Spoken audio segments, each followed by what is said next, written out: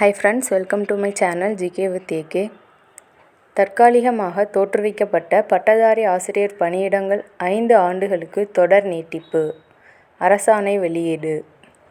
2011-12 கல்வியாண்டில் அனைவருக்கும் இடைநிலை கல்வி திட்டத்தின் கீழ் 710 ஊராட்சி, ஒன்றிய, மாநகராட்சி, நகராட்சி நலத்துறை நடுநிலைப் பள்ளிகளை உயர்நிலைப் பள்ளிகளாக தரம் உயர்த்தியும், அவ்வாறு தரம் உயர்த்தப்பட்ட பள்ளிகளுக்கு தலா 5 பட்டதாரி ஆசிரியர்கள் வீதம் 3550 ஆசிரியர் பணியிடங்களும், 710 ஆய்வக உதவியாளர் பணியிடங்களும், 710 இளநிலை உதவியாளர் பணியிடங்களும் என மொத்தம் 4970 பணியிடங்கள் தோற்றுவிக்கப்பட்டது.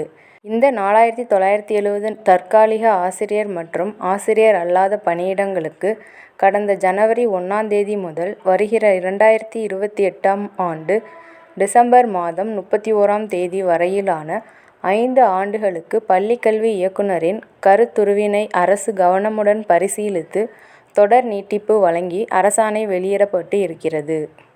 இதேபோல் தமிழகத்தில் அனைவருக்கும் கல்வி திட்டத்தின் கீழ் 2011-12ஆம் நிதியாண்டில் அரசு உயர்நிலை, மேல்நிலைப் பள்ளிகளில் நியமனம் செய்ய 1282 பட்டதாரி ஆசிரியர்கள் பணியிடங்களுக்கு ஒப்பளிப்பு செய்து ஆணை வெளியிடப்பட்டது.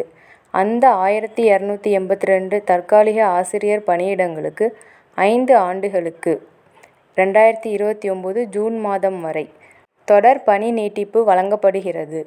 இதன் மூலம் இந்த ஆசிரியர்களுக்கு மாத ஊதியம் காலதாமதமின்றி கிடைக்கும் என்பது குறிப்பிடத்தக்கது.